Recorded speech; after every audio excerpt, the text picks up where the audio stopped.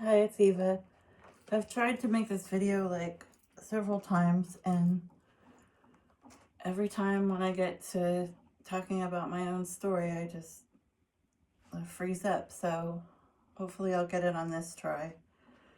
I did find something I wanted to explain. Maybe it makes sense. It says, what you avoid controls you. The thoughts you push away, the feelings you ignore, the truths you don't want to see, they don't disappear. They wait.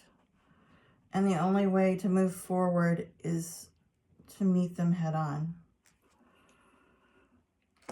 Why am I bringing that up? Because I had a very serious drug addiction on and off for about 3.5 years when I was in my early 20s. It was an experience that almost killed me, and it changed my life indefinitely. And strangely, it actually helped my professional life. And I think it made me a much more empathetic person. It helped me in my career in that I was a social worker and a librarian, which that also ended up doing some education opportunities at a methadone clinic and at community service, a jail library program. And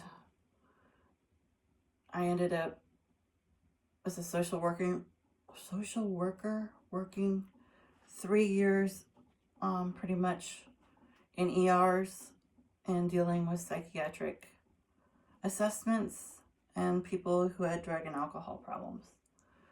So I feel like what I personally experienced tremendously gave me insight into what people go through. Clearly, drugs and alcohol abuse hasn't changed predominantly, but obviously the kinds of drugs people do now and the quality of them, and how strong they are, like fentanyl and everything. And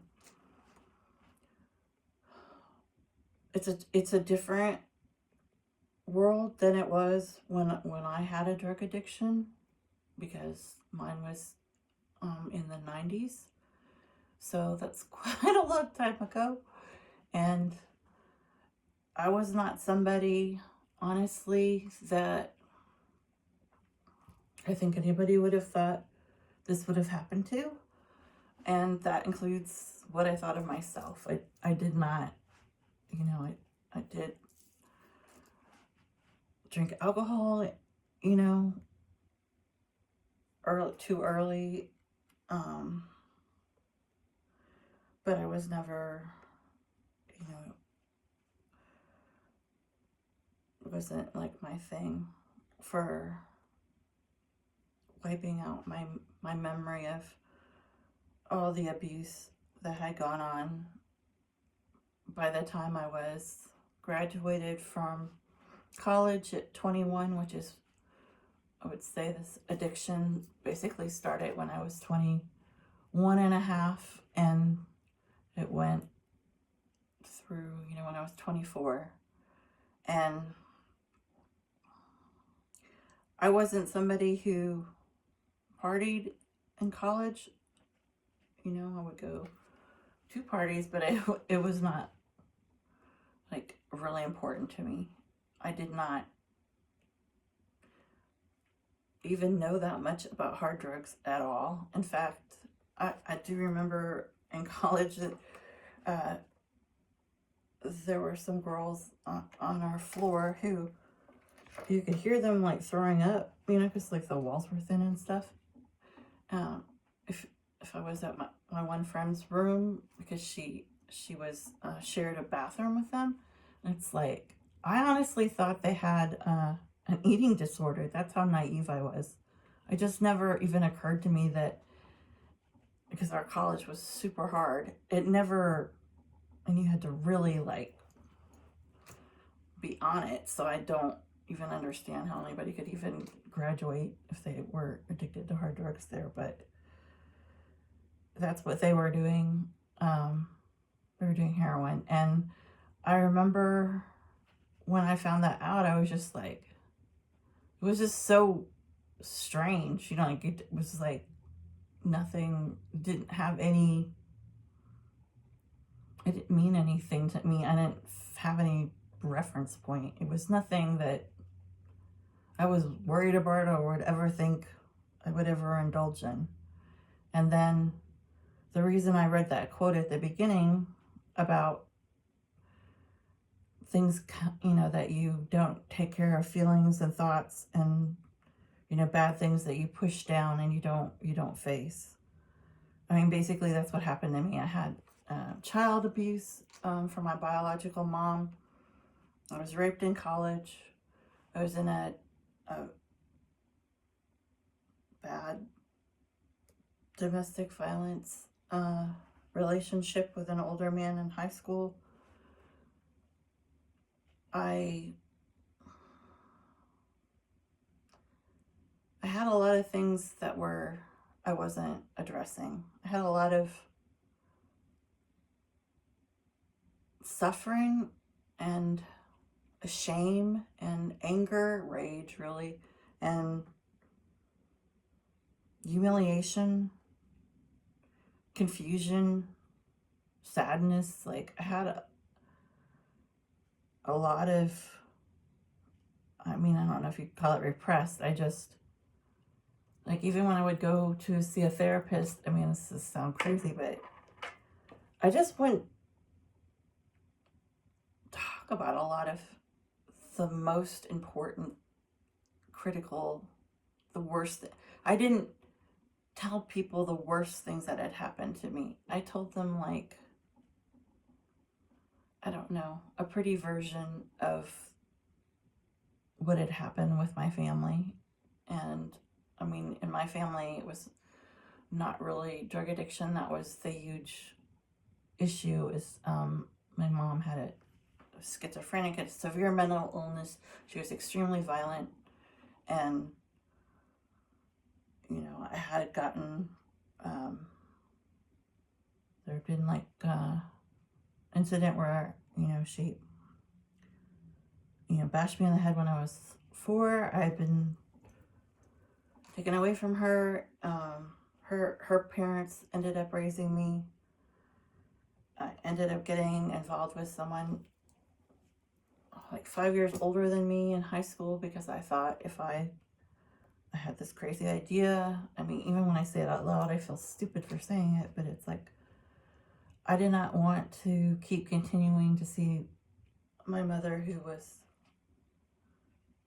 violent, and I was terrified of her. I did not want to, and she was physically abusive, verbally abusive. I did not want to keep spending time with her. And so I had this idea that I would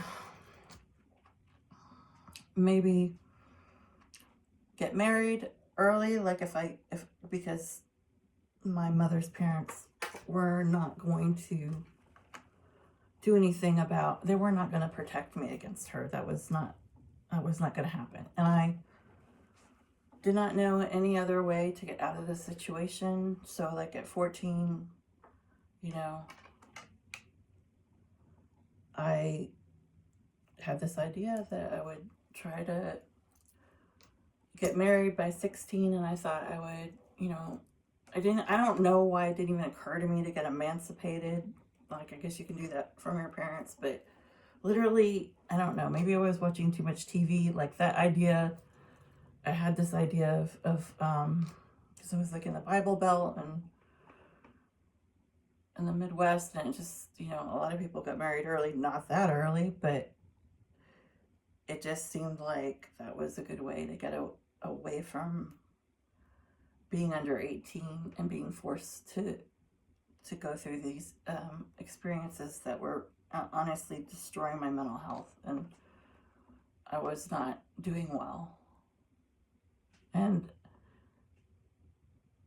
I had to be like really stoic at school and pretend like I spent a lot of time pretending. I spent a lot of time, I guess, almost living a double life, in that I would not really confide in people about what was really going on because it was too humiliating and embarrassing. I mean, nobody wants to admit that, they're letting themselves be abused, in really terrible ways by other people, and they're not. I felt like I wasn't saving myself. I felt like the weight of the world. I know that's dramatic sounding. I felt like I had to find a solution. I felt like it was up to me to come up with a way out. And so that's what I came up with. But it ended up a terrible mistake. And the person that I got involved with, he had alcoholism, and then there ended up being battery from that situation, and then I never got out of seeing my mom because I never actually got married, so that was still going on. So I ended up, by the time I went to college at 17, I had gone through an incredible amount of trauma. And then the first year I was off at college in New York, I was raped. So I had a lot to stuff. I had a lot to either deal with and clear out of my mind and body so that I could have a good life, because I had a lot of advantages. I was educated. My grandparents had financial stability. I had opportunities that, since I was an only child, I could take advantage of, and I felt that I was somebody who could have a really good life if I played my cards right. However, I did not understand how serious all this hiding all this stuff was. I did not understand the emotional fallout. I basically was like more intellectual, or more like logic based, where I was like, well, as long as I get a great job, meet an amazing guy, and then like have kids, or like, have a career, like as long as I do all these things like society tells you to do, like I can just wipe out that. I'll just not go there. I mean, I'll go there partially. I had a big thing with like, I don't know, like I would just, the shame was so bad. The shame was insane. I can't even tell you, like I still feel it today, like, and I've gone through so much therapy, so much other stuff has happened. I don't know, it was how much of like I had injury as a child, like if that was something that was, I don't know. I just was a person who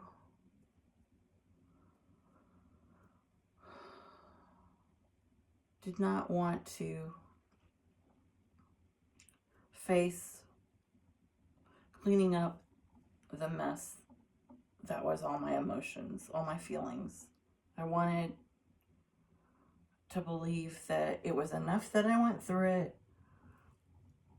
Why would I keep talking about it? Why would I keep focusing on it? Like, I should just do my best to make my life as good as I could. And I felt like I would just have to deal with it with my relationship with God. I would just have to pray about it. I would talk to best friend. Like, I just thought somehow I would deal with it more without feeling it. I didn't want to feel it because it was so shocking, terrible, and I just had more than being angry at my family, which I was angry. I was just so angry at myself. I had, and I still to this day have just incredible hostility, I guess is maybe a word, that I didn't feel like I handled it in a way that would keep it from ruining my life. I felt like I could think my way out of it. And that ended up being a huge I don't know what you want to call it, a missed opportunity for me to get all that cleared out and then go on to try to have a good life. I did go to rape counseling. It was like group counseling. I did see a therapist while I was at college and tried to talk about my mother as much as possible. And I tried to be assertive with my grandparents and be like, well, now that I'm of age, I don't want to see her anymore. And I don't want to go through this anymore. And I had that off my back. But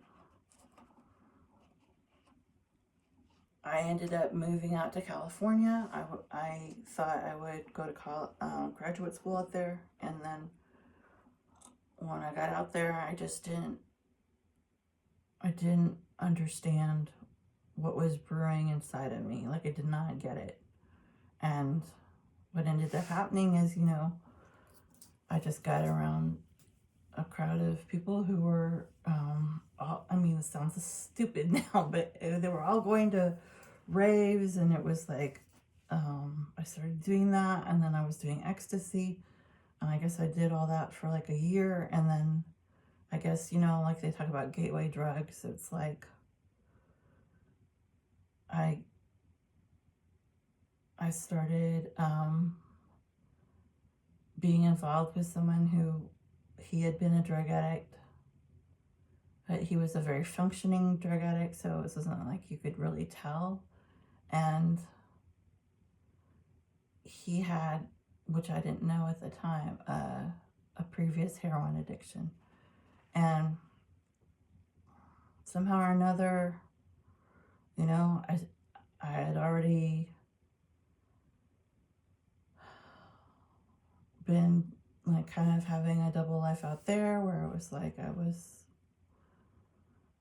going to all these parties, but I was also still trying to meet all my goals during the day, like I guess like a weekend type thing where but I didn't think it had anything to do with all my trauma. I didn't think it had anything to do with everything I was not dealing with. And then I ended up starting snorting cocaine and heroin. And at first it just seemed like, oh, we're just doing it, at this party, and it's like a social activity, just like having a cocktail or something, and it's not going to be a big deal. And unfortunately for me, I got physically very addicted to it incredibly quickly. And that ended up turning into a nightmare, like a 3.5 year hell, because I kept going through these periods where I would totally get off it. I would get clean. I would go to a rehab. I would get my life back. I'd get a job. Like I would get everything back to normal. But I had that same idea in my head, like, I'm going to just put this behind me, and then I'm going to, still have this great life, and I'm going to just put this in a box, just like, like hanging up a dress in the closet, and I'm going to just shove these clothes to the back of the closet, and we're going to just pretend that didn't happen, because I don't know what that was. I don't know why I did that. Like, I don't get it. And then I would go through these incredibly long periods of like just doing a lot of drugs, either with other people in a social sense or a lot of times by myself, and still going to work during the day. I mean, the whole thing was insane. But then, of course, I got to a point where I was so addicted I couldn't even work anymore, and I was just a slave to it. And I was just blowing all my money for rent on it, and I got to a point where I was injecting it, and I got to a point where I was just wandering around in the streets all night, seeking drugs, and just violently sick when I didn't have them. I was just so ill. And to me, it was a combination of being in a relationship and then a friend group where everybody was doing it, so it seemed like normal. That sounds insane now, but like I said, I got into it. It was just like a piecemeal process. It was like I didn't just suddenly do,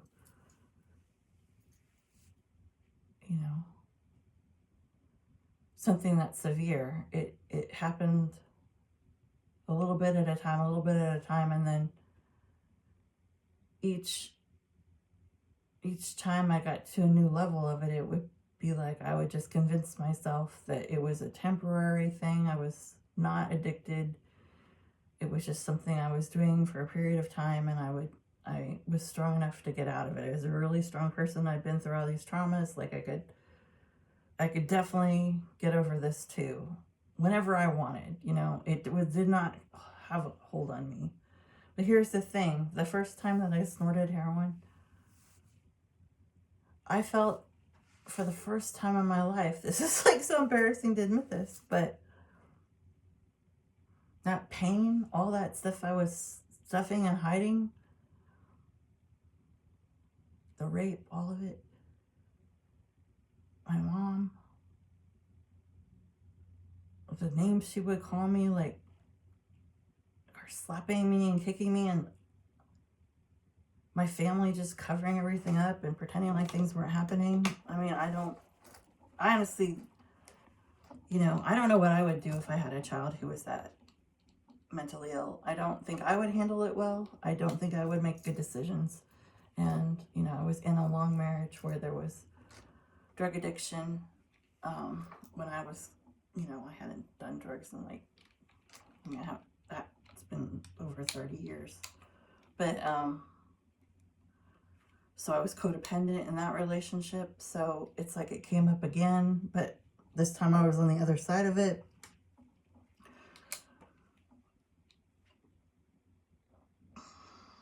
It was like, what was I trying to say? Okay, when I snorted heroin for the first time, the reason I got so addicted to it, more than just physically, it was psychological. It was like when I did it, and this never happened to me when I had a drink or anything. It never happened to me when I did ecstasy, or I didn't really like pot, so I never did that. It didn't happen to me, if I was in the hospital and I had to have some kind of, fight, whatever, whenever, you have surgery, or they give you Vicodin or painkillers, or, I don't even remember the names of all, Percocet, whatever. It didn't happen when I had those, but it's like with snorting the heroin, I felt for the first time in my life, like all those terrible, humiliating, shameful self-blame, especially the blaming myself, the inner critic in my head that was always screaming and yelling at me about, why did I let this happen? Or why did I do this? Or why didn't I stop this? Why didn't I stand up for myself? Why didn't I say something? Why did I keep letting myself get continually abused by the people who I was supposedly in love relationships with, whether it was, parental or romantic? Why were all these relationships so terrible? Like, really? It's like, and it would be confusing, because, like, I loved my grandmother. I didn't want to believe that she had, like, put me in danger. Like, that's, like, she was, like, my only, like, mother that I had known. My real mother was, like, not, she was not, there was nothing motherly about her. She was, like, a monster, like a scary monster. She was not a nurturing, there's nobody that I would ever have gone to for comfort. Anyway, when I did that drug, all that pain just, it went, like, it was almost like someone took a broom and swept it out of the room, and it was gone, like, literally gone. I didn't feel it. I didn't feel angry at myself. I didn't blame myself. I didn't ruminate and overthink about what had happened and how I was going to fix my life and how I was going to, like, take advantage of all these great chances I had. And I was just obsessed with, like, I was obsessed with saving myself, I guess is what I should say. I was obsessed with, like, not blowing these opportunities I had. I've always felt this pressure, like, if I don't have children by a certain age, if I don't get married by a certain, if I don't make such a much money and feel financially secure, like, I just was like, it was abnormal. Like, I guess I just, like,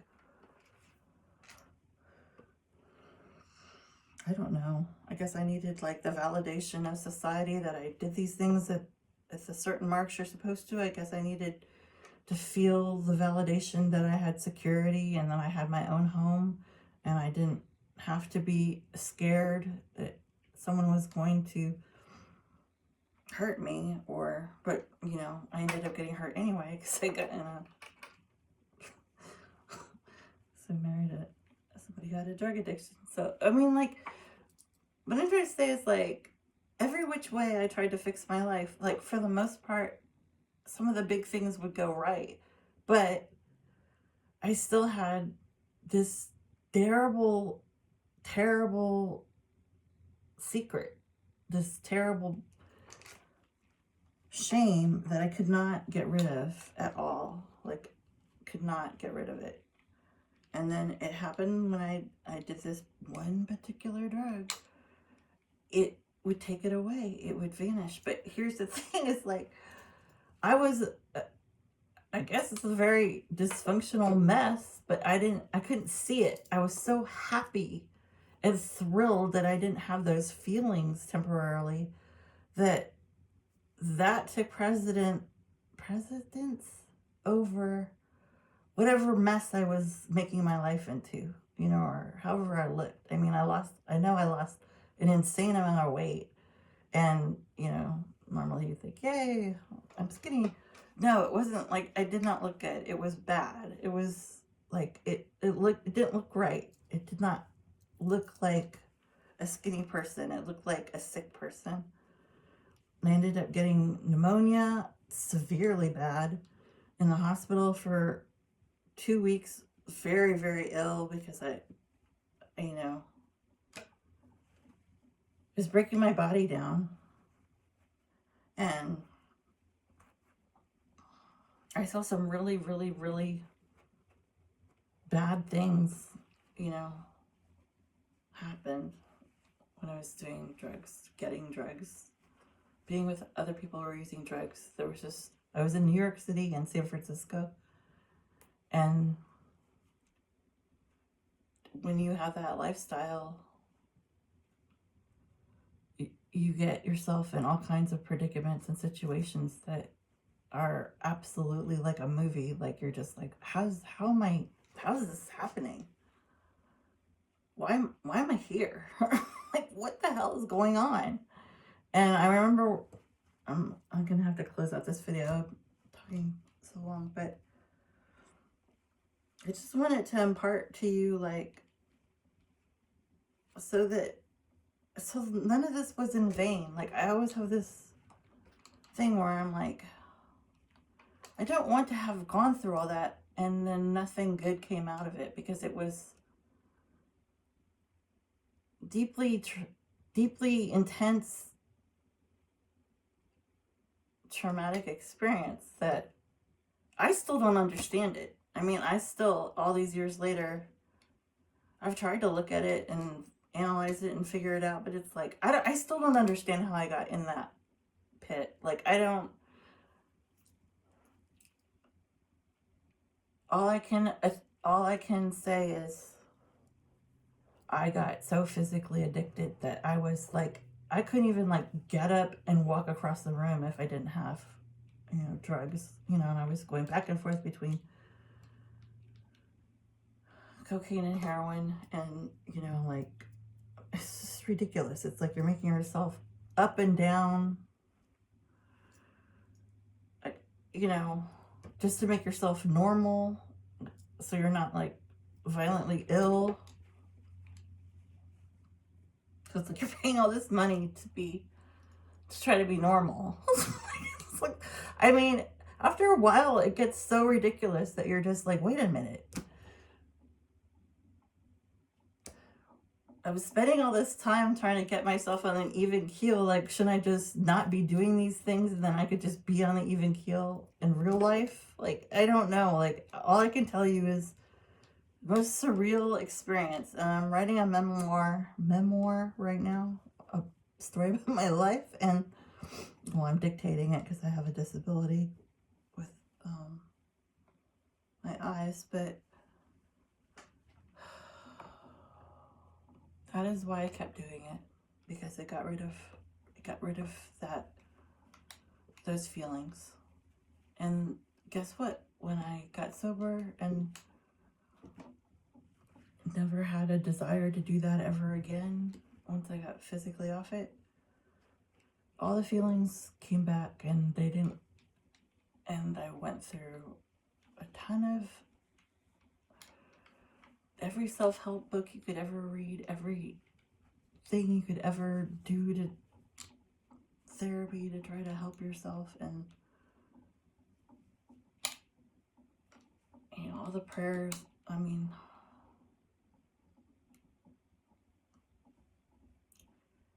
I still haven't beat it. I still have serious problems with blaming myself for many of the things that I went through. And logically, I know that's ridiculous. I know that I'm aware that I didn't give myself a brain injury. I'm aware that I was robbed and other people did that to me. I'm aware that I didn't rape myself. I'm aware of these things. However, for some reason, I just always blame myself. I wish I didn't. Because I feel like I don't know why, but I feel like I can forgive other people easier than I can forgive myself. I don't know.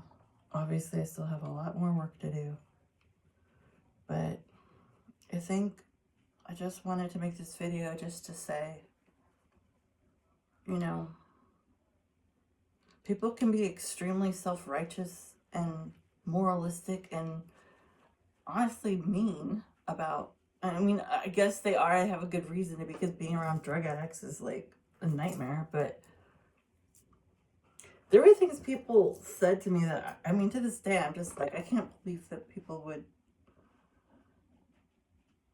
treat another human being like that. Like, what the hell? But I want to have that feeling again where I don't have this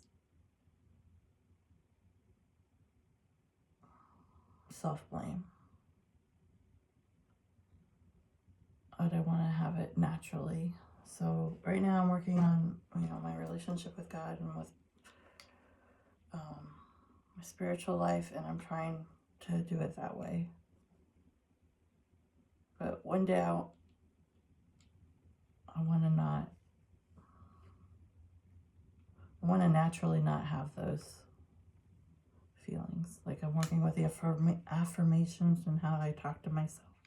I'm trying to talk to myself in a much nicer way and set boundaries and not get myself in situations where more bad things will happen,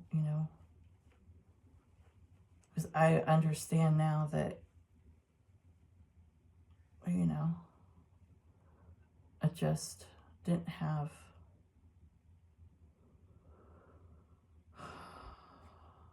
I didn't protect myself.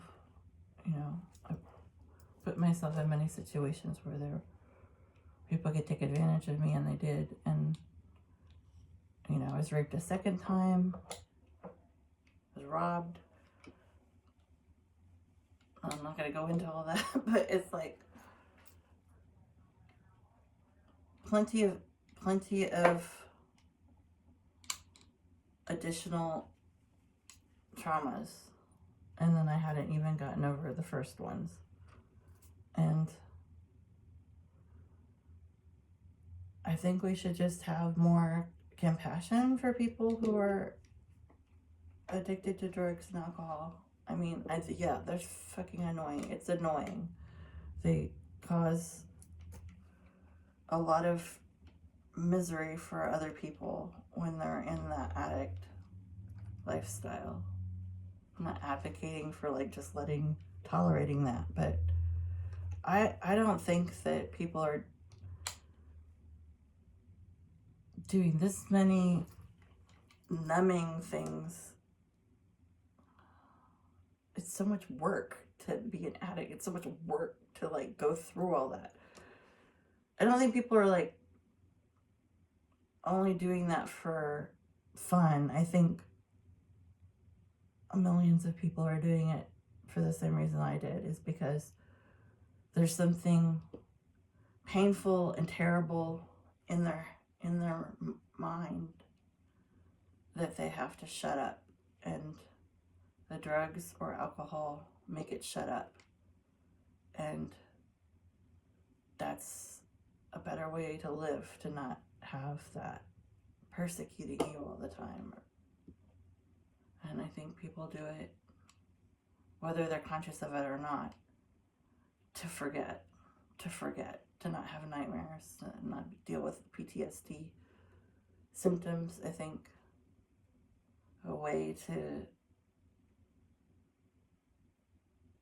shut it out. All the things we don't face. So I'm going to end it with where I started it, about the feelings and all the things that we don't address or take care of. They don't go away. They're still there. And just like when you're a kid and you think there's a monster under your bed, you just make yourself more and more and more terrified. You get yourself all hyped up and worked up. And I mean, I think in a way that's what I did.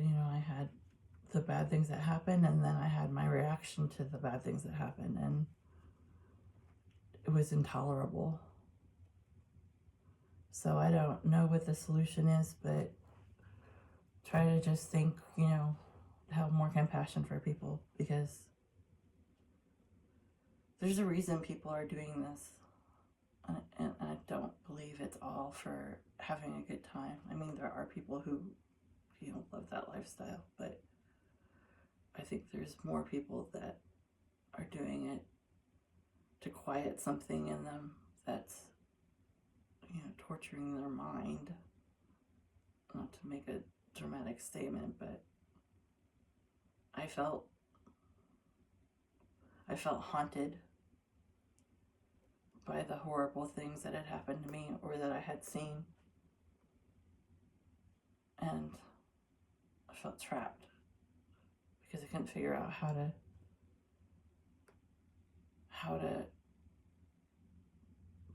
be the part of me that didn't have that haunting me. I wanted to be me without the haunting. And it did all the things that you're supposed to do, and it's still haunted. Still haunted. So, yeah. Okay, that's all I'm going to say about it. Okay, bye.